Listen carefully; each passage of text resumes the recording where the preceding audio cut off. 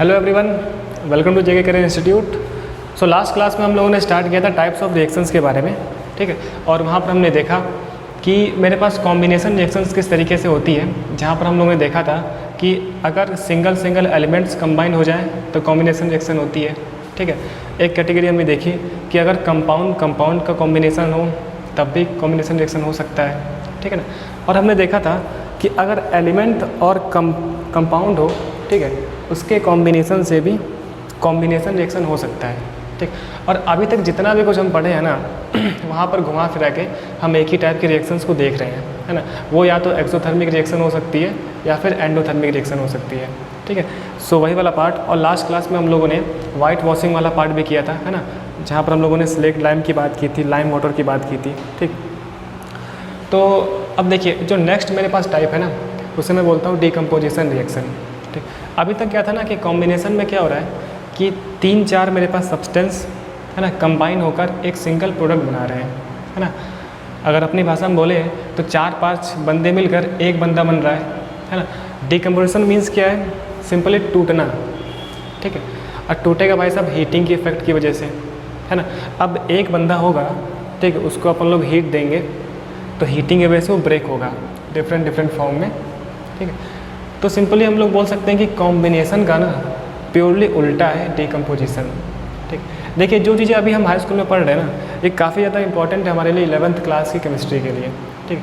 अगर आप 11th class में साइंस पढ़ते हो, ठीक है, तो ये जो पार्ट अपन लोग कर रहे हैं ना, ये सब बहुत बेसिक वाला पार्ट है, क्योंकि ये पार्ट हम लोग वहाँ नहीं पढ़ते हैं, ठीक है। वहाँ डायरेक्ट PCl5 का डिकम्पोजिशन होता है ना, जैसे कि एक रिएक्शन हुई, उसके बाद जो कहानी होती है ना वो चलती है। तो केमिकल इक्वेशंस क्या होती है, ठीक है, स्टेट्स में कैसे हम लोग लिखते हैं, ये जो रिएक्शंस है कॉम्बिनेशन डिकम्पोजिशन, ठीक है, तो ये अपन लोग यही पढ़ लेते हैं।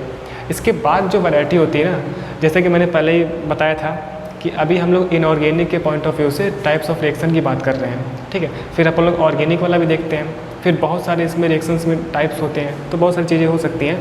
फिलहाल अपने लिए ना बहुत ही लिमिटेड है ना, कितना ज़्यादा हो सकता है ना, थोड़ा सा अपन लोग टच करेंगे उन सब चीज़ों को, ठीक। क्योंकि हम लोग को ना थोड़ा बहुत सिलेबस से ऊपर आना चाहिए, ठीक है। क्योंकि देखिए सिलेबस में तो दिया ही हुआ है, सिलेबस की उतना आए तो ठीक है ना। लेकिन जैसे कि क्लास में भौकाल के लिए आपका भौकाल हो, आप थोड़ा सा अलग दिखो, तो उसके लिए ये इंपॉर्टेंट है कि कुछ 2-4 बातें आपको एक्स्ट्रा पता हो, एक्स्ट्रा नॉलेज हो, तब आप कंपटीशन बीट कर सकते हो, ठीक है। अगर आप किसी कॉम्पिटेटिव बुक को देखिए ना, तो जितना अभी हम पढ़ेंगे ना, जिस दिन ये चैप्टर ख़त्म होगा उस दिन आपसे सारे कॉम्पिटेटिव वाले सवाल सॉल्व होते जाएंगे, ठीक है। क्योंकि वो जितने भी क्वेश्चंस हैं ना वो हम लोग क्लास में कर चुके होंगे, ठीक। तो आपको थोड़ा बहुत फील आएगा कि भाई साहब इतना ज़्यादा पढ़ने के बाद ना तब हमें कंपटीशन में जाना चाहिए, ठीक। तो फिलहाल हम स्टार्ट करते हैं अपना जो नेक्स्ट वाला पार्ट है, जिसे हम क्या बोल रहे हैं, डिकम्पोजिशन रिएक्शन। तो अभी हमने समझा कि डिकम्पोजिशन रिएक्शन में मुझे हीट देनी पड़ेगी, है ना, डिकम्पोज करने के लिए, ब्रेक करने के लिए, ठीक। तो जब भी हीट एब्जॉर्ब होगी तो मैंने पढ़ा था इस टाइप की रिएक्शन को मैं बोलता हूँ एंडोथर्मिक रिएक्शन, ठीक। तो इसका मतलब क्या है कि जितनी भी हम डिकम्पोजिशन रिएक्शन पढ़ने वाले हैं वो सभी एंडोथर्मिक रिएक्शंस के एग्जांपल्स हैं, ठीक। अगर वहाँ पर आ जाए तो लिख सकते हैं, ठीक। या फिर जो रिएक्शंस अभी तक हम कर रहे हैं ना, इन्हीं रिएक्शन को वो अनबैलेंस्ड करके बैलेंस के तौर पे पूछता है कंपटीशन वाला, ठीक है ना। या फिर जो रिएक्शंस हम लोग क्लास में डिस्कस किए इनके बारे में छोटी छोटी डिटेल्स पूछता है कि रिएक्शन में प्रेसिपिटेट बना था तो उसका कलर क्या था, कौन सा प्रेसिपिटेट बना था, या फिर किस स्टेट में था, ठीक है ना। मुझे पता है कि हम लोग के पास सिलेबस फिक्स होता है, तो ऐसा नहीं कि दुनिया में अलग जगह से सवाल आ जाएगा, कहीं से भी सवाल आ जाएगा, है ना, ऐसा नहीं होता है। जितना हम लोग पढ़ने वाले हैं ना इसी से सवाल आएगा, है ना, इस बात की गारंटी है, ठीक। इसके बाहर भी नहीं आने वाला है। तो हम लोग देख रहे हैं जो नेक्स्ट पार्ट अपना है डिकम्पोजिशन रिएक्शन, डिकम्पोजिशन रिएक्शन। इसे अपन लोग कॉम्बिनेशन का बिल्कुल उल्टा बोल सकते हैं, ठीक। अब जैसे एग्जांपल्स की बात करते हैं, है ना, इसमें क्या होगा हम लोगों ने सीख लिया कि भाई सब डिकम्पोज होगा, ब्रेक होगा, ठीक। कैसे? जैसे कि मेरे पास CaCO3 है, कैल्शियम कार्बोनेट, ठीक है, सॉलिड के फॉर्म में है ये। अगर इसको अपन लोग हीट देना, है ना, हीट दे। अब देखिए यहाँ पे कुछ बातें और हैं। डिकम्पोज करने के लिए ना 3 तरीके के बंदों का यूज़ करते हैं हम लोग। पहला जो आदमी है उसे मैं बोलता हूँ हीट, मतलब कि हीट देकर गर्म करके अपन लोग रिएक्शन करवा सकते हैं हीटिंग इफेक्ट में, है ना। थर्मल डिकम्पोजिशन भी बोलते हैं इस चीज़ को, हम अभी पढ़ेंगे, ठीक है। तो हीटिंग की वजह से डिकम्पोज करा सकते हैं। नेक्स्ट हम बात कर सकते हैं इलेक्ट्रिसिटी से। कहाँ से? इलेक्ट्रिसिटी, ठीक है ना। तो अपन लोग इलेक्ट्रिक करंट के थ्रू भी रिएक्शंस में हम लोग पार्टिसिपेट करेंगे और ब्रेक करवाएंगे, ठीक है। तो ये इलेक्ट्रिसिटी वाला काफ़ी अच्छा फंडा होता है, इस पर हम लोग डिटेल से बात रखेंगे, ठीक है। नेक्स्ट हमारे पास ना वो लाइट है, जो सन से लाइट आ रही है या फिर जो मेरे पास आर्टिफिशियल बल्ब्स होते हैं वहाँ से जो लाइट आ रही है ना, इस लाइट से, ठीक है ना। बेसिकली लाइट वाला पार्ट काफ़ी इंपॉर्टेंट होता है जो कि हम लोग फिजिक्स में कर रहे होते हैं, ठीक। तो ये 3 तरीके से ना हम लोग डिकम्पोज करवा सकते हैं, ठीक है। हीट करके करवा सकते हैं, इलेक्ट्रिसिटी सप्लाई करवा दे तब करवा सकते हैं, लाइट से करवा सकते हैं, है ना। इलेक्ट्रिसिटी क्यों, है ना, ये सब सारी बातें करेंगे हम लोग, ऐसा क्यों हो रहा है। तो पहली कैटेगरी हम देखते हैं जो आज अपन लोग करेंगे वो हीट वाला करेंगे, कि अगर भाई साहब हम लोग हीट देते हैं, अगर हीट की वजह से डिकम्पोज करवाते हैं तो कैसे कहानी होगी, ठीक। हम देखे थे कि हीट का सिंबल हम लोग यूज़ करते हैं जिसे हम बोलते हैं डेल्टा, ऐसे बनाते हैं, इसे हम क्या बोलते हैं, डेल्टा, ठीक है। तो हमने हीट किया भाई साहब, यहाँ पे हीट, बाकायदा यहाँ लिख सकते हैं डिकम्पोजिशन, ठीक है। तो ये रिएक्शन हम पहले ही पढ़ चुके हैं। अगर ये हीट होगा तो किस में टूट जाएगा, ऑक्साइड में प्लस कार्बन डाइऑक्साइड, ठीक है। कैल्शियम ऑक्साइड सॉलिड के फॉर्म में और CO2 गैस के फॉर्म में, ठीक है ना, ठीक है। तो हाई स्कूल के लेवल तक अपन लोग ये स्टेट लिख रहे हैं जानबूझकर, ठीक है। आगे चल के अपन लोग ना लिखे फिर भी काम चल जाता है, लेकिन अपने लेवल पे अपन लोग सभी रिएक्शंस के स्टेट लिखते जा रहे हैं। अभी तक जितना भी हमने पढ़ा है ना, जितने भी 6 लेक्चर्स हो चुके हैं, उसमें सारे रिएक्शंस अपन लोग एक बैलेंस्ड केमिकल इक्वेशन लिखे हैं, क्योंकि अभी हमें केमिकल इक्वेशन पे, एक बैलेंस्ड केमिकल इक्वेशन पे स्ट्रेस देना है, ठीक है, एंड स्टेट के साथ लिखना है, ठीक। आगे चल के इस सब चीज़ों को अपन लोग ना करें फिर भी काम चल जाता है, ठीक। तो अगर आप इसमें देखो, तो ये मेरे पास क्या कैल्शियम कार्बोनेट है, इसका एक और नाम होता है जिसे हम बोलते हैं लाइम स्टोन। तो बेसिकली यहाँ पे क्या है ना कि जैसे होता है ना कि स्कूल का नाम अलग होता है, घर का नाम अलग होता है, प्यार से कुछ लोग कुछ और बोलते हैं, ठीक है। तो उस तरीके से ना यहाँ पर जैसे कैल्शियम कार्बोनेट, हम जानते हैं कि इसका नाम एक कैल्शियम कार्बोनेट है, एक हम क्या बोल रहे हैं, कैल्शियम कार्बोनेट। ये तो नाम पता है ना, ये तो नाम सबको पता है, दुनिया वालों को पता है, ठीक है।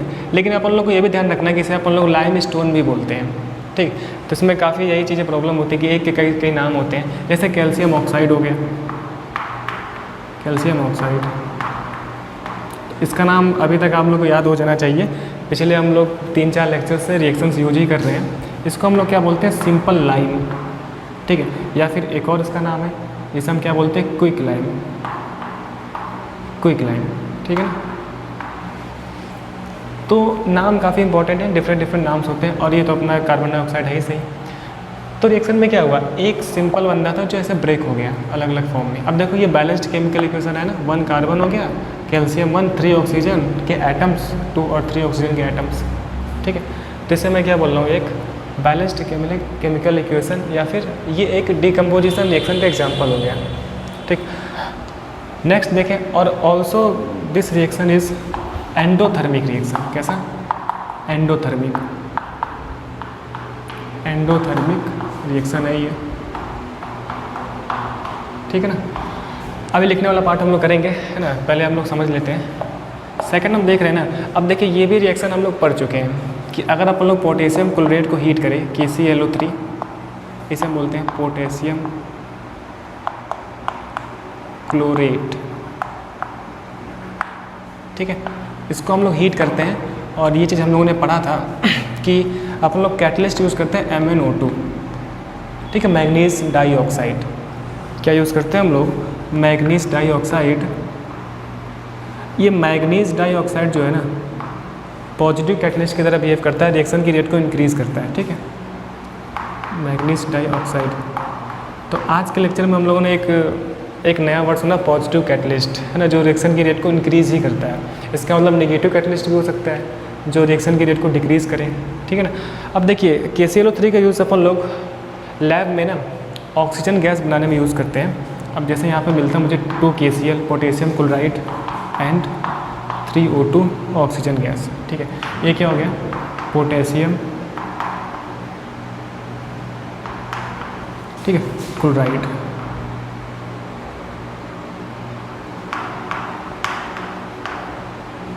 ठीक, ये चीज़ देखिए, एक बैलेंस्ड केमिकल इक्वेशन है, 2 पोटेशियम के एटम होंगे, Cl2 3 2 6 एंड 3 2 6, ठीक।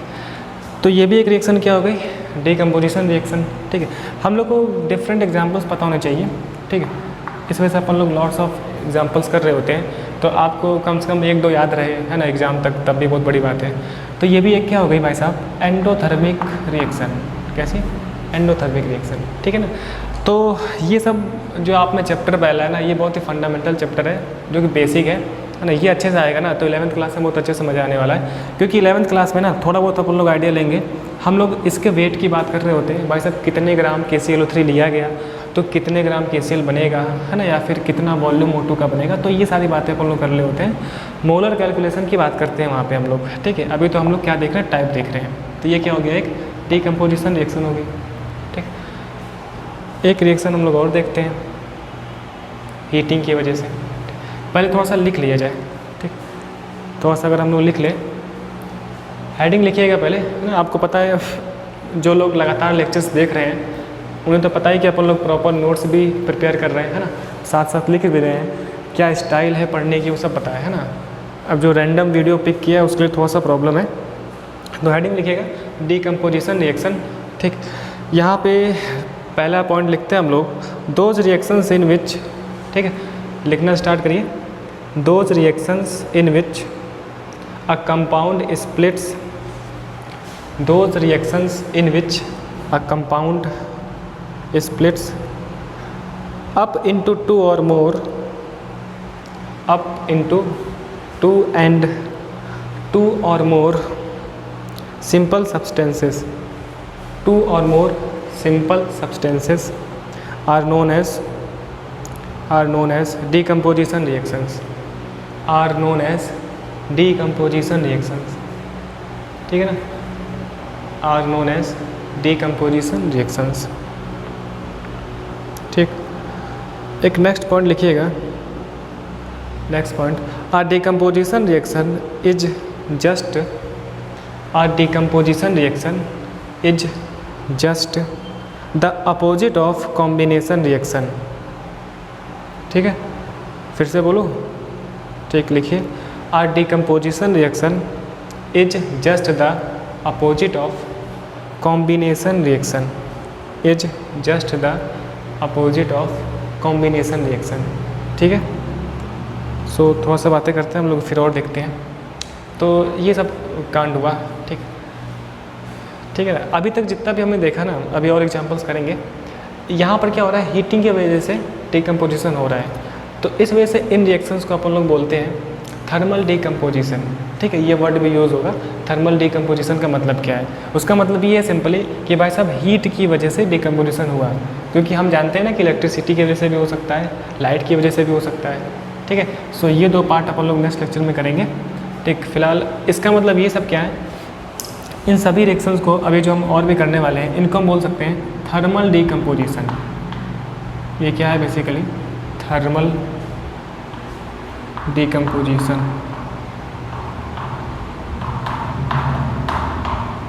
ठीक, थर्मल डीकम्पोजिशन। सो अभी इसको लिखने से पहले ना एक पॉइंट और लिखेंगे हम लोग, जितना लिखा है ना उसके नीचे एक पॉइंट और लिखिए। When a decomposition reaction is, when a decomposition reaction is carried out by heating, जितना लिखा था ना उसके नीचे लिखेंगे हम लोग। When a decomposition reaction is carried out by heating, comma, it is called thermal decomposition, it is called thermal decomposition, ठीक है, it is called thermal decomposition, ठीक। तो आगे चल के ना 12th क्लास में ये थर्मल डीकम्पोजिशन एक बहुत ही बड़ा आदमी बन जाता है, ठीक है, और इसको लेकर कॉम्पिटिटिव वाले बहुत ज़्यादा इसको छेड़ते हैं, ठीक है। फिर यहाँ से अच्छे से सवाल आते हैं, ठीक। तो अगर आप लोग अच्छे से पढ़ रहे हो तो आप लोगों ने हाई स्कूल में नाम सुन लिया थर्मल डीकम्पोजिशन, है ना। नहीं तो कभी कभी ऐसा भी होता है कि 12th क्लास तक पता ही नहीं होता है कि थर्मल डीकम्पोजिशन जैसी कोई चीज़ होती है ना, जैसे कि हम लोग थे, ठीक। चलिए, तो इतना लिख लिया ना। अब पहला एग्जाम्पल लिखेंगे हम लोग कैल्शियम कार्बोनेट वाला, ठीक। पहला एग्जाम्पल लिख लीजिए एंड सेकेंड एग्जाम्पल ये, ठीक। और इसके आगे अपन लोग दोनों क्या है, एंडोथर्मिक रिएक्शन है, एंड इनको मैं क्या बोल सकता हूँ, थर्मल डिकम्पोजिशन, ठीक है। सो ये तो एग्जांपल वीडियो पॉज करके काम करिए और इस तरीके से आप लोग एरो शो करके दिखा सकते हैं, ठीक है। ये पार्ट अभी नहीं करना है, ये तो बस देखने के लिए है, ठीक है ना। लिख लिया, वीडियो पॉज करके लिख लो भाई साहब, ठीक, इतना लिख लिया। अब देखिए आगे बढ़ते हैं हम लोग और इसमें और कुछ देखते हैं। एक डिकम्पोजिशन और मेरे पास है, ठीक, बेसिकली एक्सपेरिमेंट है, ठीक है, लैब में आप लोग करोगे भी। मेरे पास एक कंपाउंड है ना जिसे मैं बोलता हूँ फेरस सल्फेट FeSO4.7H2O, ठीक है। इसका नाम है फेरस सल्फेट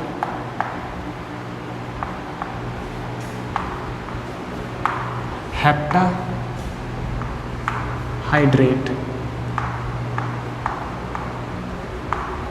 क्या बोलते हैं हम लोग, फेरस सल्फेट हेप्टाहाइड्रेट, ठीक है। तो इनऑर्गेनिक में तो आपको नाम ध्यान ही रखना पड़ता है, नाम याद ही रखना पड़ता है इन सब चीज़ों का, ठीक है ना। बेसिकली ये मेरे पास ग्रीन कलर का क्रिस्टल होता है, एक ग्रीन क्रिस्टल के फॉर्म में होता है, ठीक है ना, ग्रीन क्रिस्टल।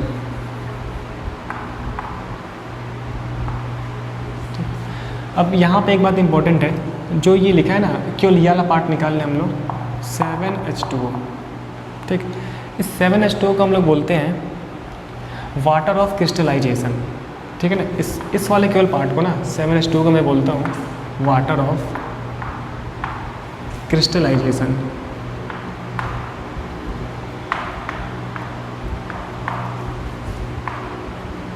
ठीक है। तो अब से एक नया पॉइंट और जुड़ गया हमारी ज़िंदगी में कि जब भी water of crystallisation word use होगा ना, इसका मतलब ये कि कोई कंपाउंड होगा और उसमें जो डॉट के बाद वाटर वाला पार्ट है ना, उसे मैं क्या बोलता हूँ, वाटर ऑफ क्रिस्टलाइजेशन।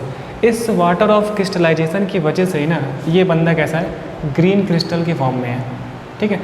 अब देखिए, अब रिएक्शन क्या है उस पर हम लोग आते हैं, ठीक। हेप्टाहाइड्रेट का मतलब ये कि 7H2O है। पहले ना इसको हीट करते हैं हम लोग, ठीक, FeSO4.7H2O, ठीक। यहीं पे दिखा देते हैं हम लोग। इस चीज़ को जब हीट करते हैं ना तो यहाँ से वाटर निकल जाता है एंड ये बचता है केवल FeSO4। क्या बचता है, FeSO4, ठीक। इसे हम बोल रहे हैं फेरस सल्फेट। इसके भी कई नाम हैं, एक तो नाम यही है फेरस सल्फेट, ठीक है ना।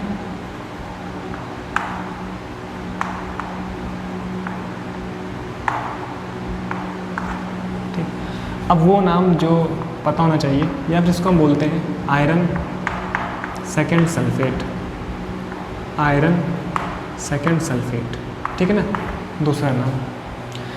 तो ऐसा भी लिखा जा सकता है कि आयरन सेकेंड सल्फेट, इसका मतलब क्या है, FeSO4, ठीक है।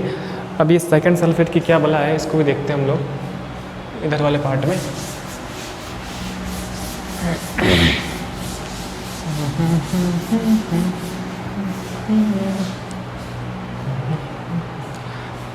ठीक है ना। अब यहाँ पे आप देखो ना, तो अभी एक पार्ट है जो हम लोग करेंगे आगे चल के ना, जैसे कि चार्ज की बात होती है, तो मुझे पता है कि जो S ब्लॉक में फर्स्टे वाले ग्रुप के एलिमेंट हैं उनके ऊपर +1 चार्ज होता है ना, मतलब उनकी वैलेंसी 1 होती है, बचपन से जानते हैं हम लोग। और जो सेकेंड डे ग्रुप होता है, मतलब कि ग्रुप सेकेंड, वहाँ पर वैलेंसी 2 होती है, ठीक। लेकिन जो D ब्लॉक वाली कहानी है ना, जो D ब्लॉक के बंदे हैं, ये लोग काफ़ी बदतमीज़ टाइप के हैं, ठीक है। ये लोग वेरिएबल वैलेंसी शो करते हैं, ठीक। हो सकता है कि कोई बंदा 2 भी शो कर रहा हो, 3 भी शो कर रहा हो, कोई तो 2, 3, 4, 5, 6, 7 भी शो करता है, ठीक। तो ये वहीं से कुछ कहानी है कि अगर Fe पे ना, Fe पे अगर 2+ चार्ज है, दरअसल Fe वेरिएबल वैलेंसी शो कर रहा होता है ना। Fe2+ भी होता है, Fe3+ भी होता है, ठीक है ना। अगर Fe2+ वाला कंपाउंड है ना, तो उसको हम बोलते हैं अस, वहाँ से अस लिखते हैं। अगर 3+ मतलब कि मोर नंबर वाला है तो क्या बोलते हैं हम, इक, वहाँ से इक वाला बनता है, ठीक।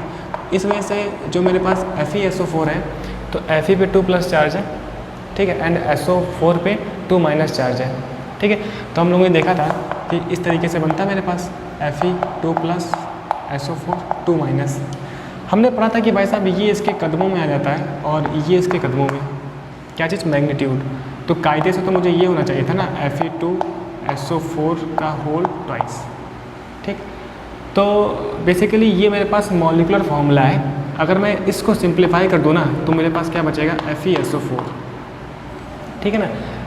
बेसिकली इसे मैं बोलता हूँ मॉलिक्यूलर फार्मूला। क्या चीज़? Molecular formula. इसे हम बोलते हैं एम्पिरिकल फार्मूला। क्या चीज़? Empirical formula. तो बेसिकली वो हमारे पास एम्पिरिकल फार्मूला लिखा है। ये भी हम लोग के लिए नई बात है, ठीक है, जो 11th में पढ़ते हैं हम लोग। तो ये नोट करके आप लिख सकते हो। क्या चीज़? नोट करके। तो हमने ये समझाना कि अगर अस का मतलब क्या है? सेकंड वाला। इक का मतलब क्या? Third oxidation state. ठीक। अब देखिए, अब मेरे पास क्या होता है, काम क्या होता है उसको देखते हैं हम लोग। तो हमारे पास FeSO4 है, फेरस सल्फेट। ठीक है, बेसिकली ये कहानी होता है, ठीक है। लेकिन सिंप्लीफाई के लिए अपन लोग केवल FeSO4 लिख देते हैं और बोलते हैं कि हम लोग ये ग्रीन कलर का मेरे पास है, ग्रीन क्रिस्टल है, ठीक है ना। और बेसिकली ग्रीन क्रिस्टल किसकी वजह से हो रहा है वो हम जान रहे हैं कि ये .7H2O वाटर ऑफ क्रिस्टलाइजेशन की वजह से ये ग्रीन कलर का है, ठीक है। अब इसकी हीटिंग देखते हैं हम लोग। इसको जब हम हीट करते हैं ना तो भाई साहब इसका ऑक्साइड बनता है। किसका? आयरन का ऑक्साइड। ठीक। इसी में एक कहानी और ऐड कर लो भाई। अब जैसे मुझे पता है कि भाई साहब है ना, आयरन का 3+ वाला भी होता है, इस पर 2- चार्ज होता है। बेसिकली यहाँ पे ना आयरन का थर्ड ऑक्साइड बनने वाला है, तो उस चीज़ को मैं बता रहा हूँ। इस पर 2-। ठीक। तो मैंने पढ़ा ये इसके नीचे आता है, ये इसके नीचे आता है, मतलब कि Fe2O3 बनने वाला है। क्या बनने वाला है भाई साहब? Fe2O3। ठीक है, इसे हम बोलते हैं, है ना, आयरन ऑक्साइड। आयरन का ऑक्साइड है ये, ठीक है। हम इसका नाम बोलते हैं iron third oxide. Iron third oxide, क्योंकि Fe यहाँ पर 3+ चार्ज में ना, 3 वाली वैलेंसी की फॉर्म में ये चीज़, ठीक है ना। तो क्या बनने वाला है, यहाँ से बनता है मेरे पास आयरन ऑक्साइड, है ना, Fe2O3 सॉलिड की फॉर्म में, प्लस हम देखते हैं कि एक्सपेरिमेंट के थ्रू SO2 गैस मिलती है मुझे एंड SO3 गैस मिलती है मुझे, sulphur dioxide gas and sulphur trioxide gas. ठीक है, और हम बोल देते हैं कि भाई साहब ये जो है ना, इसे हम बोल रहे हैं आयरन सेकेंड सल्फेट, ठीक है, या फिर फेरस सल्फेट, या फिर फेरस सल्फेट, ठीक है ना। एंड ये मेरे पास कैसा है? ग्रीन क्रिस्टल की फॉर्म में, ग्रीन क्रिस्टल। ठीक है, सिंप्लिसिटी के लिए आपको बुक्स में यही मिलेगा। ठीक, मेन कहानी हम वहाँ समझ चुके हैं कि ग्रीन क्रिस्टल 7.H2O की वजह से हो रहा है। ठीक है, और बेसिकली FeSO4 ना ये वाइट के फॉर्म में होता है। कैसा होता है? वाइट होता है। ठीक, ये मेरे पास बन गया यहाँ से फेरिक ऑक्साइड। इसे हम क्या बोलेंगे? Ferric oxide. ठीक है, क्योंकि यहाँ पर Fe3 स्टेट वाले में है, या फिर दूसरा नाम क्या हम बोल रहे हैं इसे? आयरन, ठीक, third oxide, iron third oxide. ठीक है, ये वाला, ये चीज़। और क्या बन गया? Sulphur dioxide and sulphur trioxide बन गया। ठीक, तो ये जो रिएक्शन है ना, अब इस रिएक्शन में कंपटीशन में, है ना, हाई स्कूल के कंपटीशन के हिसाब से क्वेश्चंस बनते हैं कि भाई साहब जब ये रिएक्शन हुई थी, जब फेरस सल्फेट को हीट किया गया था तो ऑक्साइड बन रहा था। ठीक है, एंड ये ऑक्साइड मेरे पास ब्राउन कलर का बनता है। कैसा? ब्राउन। ठीक है, तो आयरन सल्फेट का क्रिस्टल किस कलर में था, ऑक्साइड बना तो उसका कलर क्या था। ठीक है, और कौन कौन से बने प्रोडक्ट, वाटर ऑफ क्रिस्टलाइजेशन का मीन्स क्या है ना, ये सारी चीज़ें यहाँ पे होती हैं। ठीक, तो पहले आप क्या करो, आप लिखने में सबसे पहले इसको लिखोगे आप। ठीक है, तो ये अपना थर्ड एग्जाम्पल है। ठीक है, तो पहले इतना पार्ट लिख लो, ये थोड़ा सा अलग है, ये चीज़ मेरे पास इतना अलग है। ठीक, इतना लिखने के बाद आप नीचे आ जाओ, पहले उसको लिखना है, पहले इसको लिखना है, फिर इसको लिखना है। ठीक है, फिर नीचे नोट करके ना इसको लिखना है। ठीक, इतना लिख लिया तो वीडियो को पॉज करो, और पॉज करने के बाद इतना लिख ले, फिर आगे बढ़ते हैं हम लोग। सो इतना लिख लेंगे हम लोग।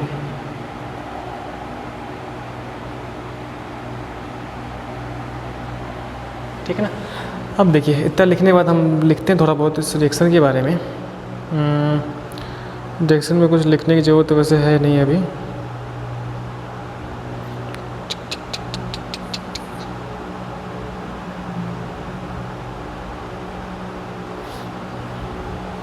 ठीक है। तो इसमें कुछ लिखने की ज़रूरत नहीं, ठीक है, जितनी बातें बता दें उतना काफ़ी है, ठीक है।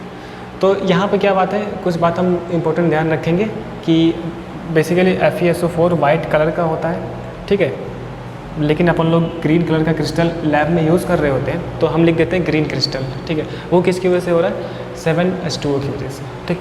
लिख लिया इतना। अब देखिए, अब आगे बढ़ते हैं और यहाँ पे कुछ पार्ट देख लेते हैं हम लोग। तो ये हमारे पास सिलेबस में एक्सपेरिमेंट है, ठीक है, NCERT में गिवन है, आप लोग एक्सपेरिमेंट करे होगे तो आप लोग देखें ना। अगर अपन लोग इस तरीके से यूज़ कर लेना, एक रफ डायग्राम देख रहे हैं हम लोग, ठीक है, ज़्यादा कुछ इसमें कलाकारी नहीं करनी है।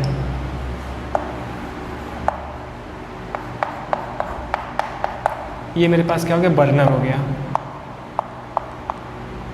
बर्नर, ठीक है। देखिए, डायग्राम बनाना थोड़ा सा इंपॉर्टेंट है ना, जिससे आपको लगे कि भाई साहब डायग्राम सहित हमने पढ़ा है, ठीक है, इस वजह से अपन लोग डायग्राम बना लेते हैं।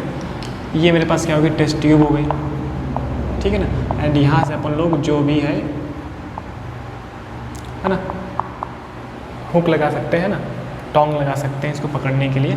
ये अपना क्या हो गया, बॉयलिंग ट्यूब, यहाँ पर अपन लोग बॉयल करते हैं, बॉयलिंग ट्यूब, है ना। ट्यूब हम लोग की ड्राई होनी चाहिए, ठीक है, जैसे कि ट्यूब में जो वाटर है ना वो रिएक्शन ना करे, तो ये ड्राई। अब यहाँ पर क्या पड़े हैं मेरे पास, यहाँ पर भाई साहब फेरस सल्फेट के ग्रीन क्रिस्टल पड़े हुए हैं। यहाँ पे क्या है, FeSO4, फेरस सल्फेट का ग्रीन क्रिस्टल, ये ग्रीन के फॉर्म में, ठीक है। ये चीज़ जैसे जैसे अपन लोग हीट करते हैं ना बर्नर के थ्रू, तो यहाँ से गैसें निकलना स्टार्ट हो जाती हैं, गैस निकलना स्टार्ट, ठीक है। अब ये गैस मुझे पता है कि ब्राउन कलर की मिलती है, ब्राउन गैस मुझे दिख रही है, ये ब्राउन गैस है ना। साथ ही साथ इस गैस में क्या क्या है, एक तो ऑक्साइड मेरे पास है, एंड सेकेंड SO2 गैस है, एंड SO3 गैस है, सल्फर ट्राईऑक्साइड गैस है, ठीक है। तो बाकायदा एक्सपेरिमेंट हमारे पास है, आप लोग कर सकते हो लैब में। ऐसे ग्रीन क्रिस्टल लेंगे, हीट करेंगे तो मुझे गैस मिलेगी, एंड गैस ब्राउन कलर की मिलती है, ठीक है, ये फंडा। तो इसको आप लोग ऐसे लिख लो, ठीक है। तो इतना लिख लिया था हमने, इसके बाद आप लोग डायग्राम बना लें, ठीक है। एक रफ डायग्राम देख रहे हैं, ठीक है, NCERT में आपको डायग्राम दिखेगा, सो जिससे कि आपको ये रहे ना कि क्लास में फीलिंग कि अपन लोगों ने डायग्राम भी कर रखा है, ठीक है। चलिए, इतना करने के बाद अब लोग स्टार्ट करते हैं, ठीक है। इसे अपन लोग होल्डर बोल देते हैं, होल्डर, बेसिकली होल्डर है, ठीक है। लिख लिया, ये ग्रीन क्रिस्टल, क्रिस्टल की स्पेलिंग संभाल लेना आप लोग, ठीक।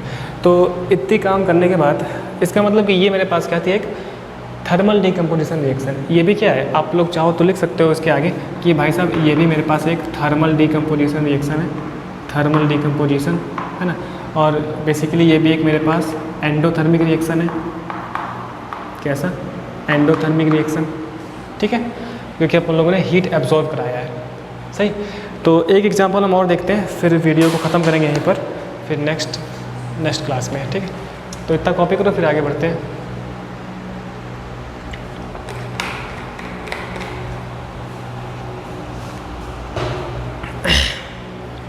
लिख लिया। अब देखिए, जो हमारे पास नेक्स्ट पार्ट है ना उसको करते हैं। ये तो डायग्राम बनाने के बाद रफ करने का मन नहीं करता है ना, काफ़ी अच्छा दिखता है। तो नेक्स्ट पार्ट देखते हैं हम लोग।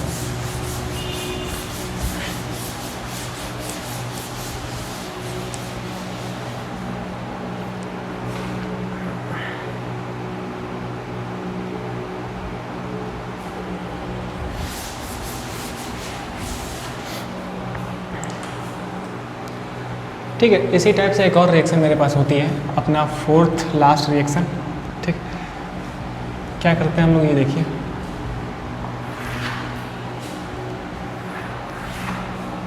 इससे पहले हम लोगों ने लेड नाइट्रेट की एक रिएक्शन देख रखी है, ठीक है। तो ये भी कुछ उसी टाइप से रिएक्शन है, PbNO3 का होल ट्वाइस, ठीक है।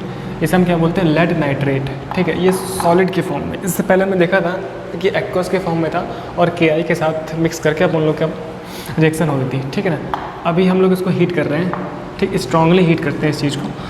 सो हम बोलते हैं डिकम्पोजिशन ऑफ लेड नाइट्रेट, ठीक है, PbNO3। और बेसिकली ये क्या थर्मल डिकम्पोजिशन है, तो सबके ऑक्साइड बनेंगे, ठीक है ना, Pb का ऑक्साइड, नाइट्रोजन का ऑक्साइड है ना, और ऑक्सीजन, ठीक। तो कैसे बनेगा हम देखते हैं, PbO, ठीक है, lead oxide plus NO2 lead monoxide, nitrogen dioxide, ये गैस के फॉर्म में है, ठीक है, प्लस O2G, है ना, G ऐसे लिखते हैं। सो ये मेरे पास क्या है, लेड नाइट्रेट, लेड नाइट्रेट, ठीक है, जो कि कलरलेस होता है, कलरलेस होता है, ठीक है। मेरे पास बन गया लेड ऑक्साइड, या फिर हम इसको बोलते हैं अच्छे से लेड मोनोऑक्साइड, एक ऑक्सीजन है तो लेड मोनोऑक्साइड, ठीक है, जो मेरे पास येलो कलर का होता है ना, येलो कलर से लिखता हूँ, ये कैसा है, येलो कलर का। अब ये मेरे पास PPT के फॉर्म में भी है, ठीक, येलो कलर का होता है। अच्छा, फिर मेरे पास बन रहा है नाइट्रोजन डाइऑक्साइड, नाइट्रोजन इसे लिखते हैं हम लोग, देखिए नाम लिखने की वैसे कोई जरूरत है नहीं, आपको पता है, लेकिन एक बार लिखने के लिए लिख देते हैं, नाइट्रोजन डाइऑक्साइड, ठीक है। अब जो ये नाइट्रोजन डाइऑक्साइड होता है ना, ये मेरे पास ब्राउन फ्यूम होता है ना, जैसे कि फ्यूम का मतलब धुआं, जैसे धुआं देखा है ना, वाइट कलर का होता है, तो ये ब्राउन धुएं की तरह निकलता है, ठीक है। तो इसको मैं ब्राउन कलर से लिख रहा हूँ, कैमरे में अगर आप लोग को दिख पाए तो ये कैसा होता है, ब्राउन, यहाँ पर ब्राउन फ्यूम्स मिलती हैं, फ्यूम्स का मतलब धुआं होता है, ठीक है ना, ब्राउन फ्यूम्स। एंड वो क्या मेरे पास है, ऑक्सीजन गैस, ठीक है, ये चीज़। सो अगर अपन लोग का ये भी क्वेश्चन होता है, कॉम्पिटिशन वाले उठाते हैं कि भाई साहब अगर लेड नाइट्रेट की हीटिंग करते हैं तो कलर क्या था, कौन सा ऑक्साइड बना, तो लेड मोनोऑक्साइड बना, कलर क्या है इसका, येलो है ना। तो अपने लेवल पे ना कलर काफ़ी इंपॉर्टेंट है, जब भी कहीं पे कलर आएगा ना तो उसे मुझे ध्यान में रखना होगा। एंड NO2 का क्या है, ब्राउन फ्यूम्स में बन रहा है, ठीक। इससे पहले की रिएक्शन बैलेंस्ड केमिकल इक्वेशन थी कि नहीं, है ना, उसको आप लोग बैलेंस कर लीजिएगा, हमने उस पर ध्यान नहीं दिया, ठीक है। अब देखो ये भी एक बैलेंस्ड नहीं है, तो अगर मैं इसे बैलेंस करूँ तो 2 2 4, ठीक है, देखिए सही है, 3 2 6 नाइट्रोजन ऑक्सीजन, तो 3 यहाँ पे हो गया, देखते हैं, देखिए 2 लेड हो गए, 2 लेड हो गया, ऑक्सीजन कितना हो गया, 4 2 8 10 16, ठीक है, 3 2 6 एंड ये 12, ठीक है। तो इसको अगर हम हटा दें तो कितना बचेगा, 4 2 12, 12 और 2 कितना हो जाएगा, 14 16, ठीक है, 4 नाइट्रोजन एंड 2 ये वाले एंड ये 2, 4 नाइट्रोजन हो गया, ठीक है, 3 2 6 3 2 6 2 12, ये हो गया 2 Pb, ठीक है। तो ये मेरे पास एक बैलेंस्ड केमिकल इक्वेशन हो गई, ठीक है ना। तो अच्छा, इससे पहले हम लोगों ने शायद बैलेंस नहीं लिखा था, तो उसको आप लोग लिख लेना कि मेरे पास क्या था, FeSO4 था ना, इसको हम लोगों ने हीट किया था, सो Fe2O3 plus SO2 plus SO3, ठीक है, गैस गैस सॉलिड सॉलिड 2, ठीक। तो ये 2 हो गया, सल्फ़र को मुझे 2 चाहिए, तो 2 से कर लिया, 4 2 8, सो 2 2 4, 4 3 कितना हो जाएगा, 7 एंड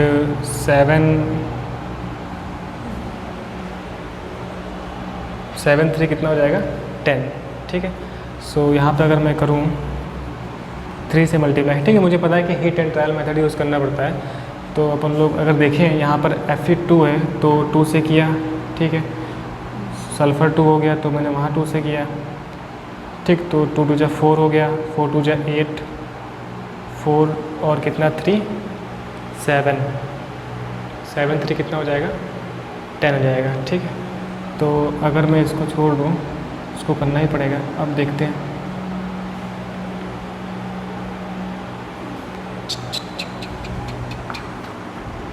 ठीक है। तो ये पार्ट अभी हम देख रहे हैं बैलेंसिंग वाला, ठीक। तो इस तरीके से मेरे पास क्या हो गया, ये सेटअप, ठीक है। इसका सेटअप भी हम देख सकते हैं सेम मैनर में, ठीक है ना। जैसे कि यहाँ पर देखिए हम लोग, तो इसको भी आप चाहो ना यहाँ पे कर लो, अगर हम लोग सेम मैनर में इस तरीके से यूज करें, एंड ये मेरे पास क्या हो गया, बर्नर हो गया, ठीक है, यहाँ से ऐसे दिखा दे रहे हैं हम लोग, ठीक। एंड हम लोग टेस्ट ट्यूब यूज़ किए।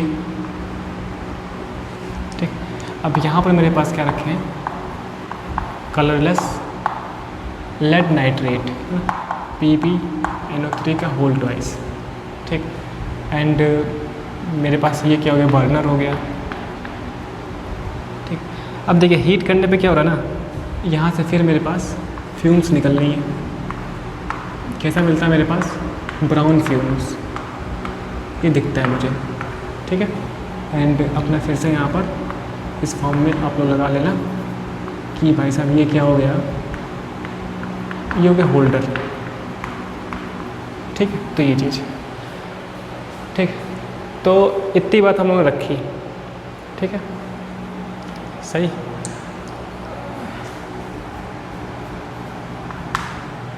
ठीक, तो आज के लेक्चर में हमने ये देखा कि मेरे पास डीकम्पोजिशन रिएक्शन कैसे होती है। ठीक है, अच्छा, डीकम्पोजिशन में भी हम लोगों ने कई सारे पार्ट देखे हैं कि अगर हीटिंग की वजह से डीकम्पोजिशन हो सकता है, लाइट की वजह से भी हो सकता है, इलेक्ट्रिसिटी की वजह से भी हो सकता है। ठीक है, सो हम लोगों ने पहला पार्ट देखा कि अगर हीटिंग की वजह से डीकम्पोजिशन होता है तो उसके किस तरीके से एग्जाम्पल्स है और कैसे मुझे समझना है। ठीक है, कैसे रिएक्शंस को देखनी है, और ये सभी रिएक्शंस क्या है, एंडोथर्मिक रिएक्शंस हैं। ठीक है, एंड हम इन्हें क्या बोलते हैं, थर्मल डीकम्पोजिशन। ठीक है, तुम फालतू परेशान हो रहे थे, है ना, अभी देखिए बैलेंस सही है। ठीक, चलिए, तो आज के लिए हम लोग इतना रखते हैं, फिर मिलेंगे नेक्स्ट लेक्चर में जब हम देखेंगे कि इलेक्ट्रिसिटी की वजह से ना डीकम्पोजिशन रिएक्शन कैसे होती है। ठीक, और फिर पढ़ेंगे लाइट की वजह से, है ना। आज का वीडियो थोड़ा सा स्लो होता है ना, थोड़ा मैं स्लो बोल रहा था, तो इसे आप लोग फॉरवर्ड करके देख सकते हो। ठीक, तो तब तक के लिए बहुत बहुत थैंक यू, मिलते हैं नेक्स्ट लेक्चर में, तब तक बाय बाय।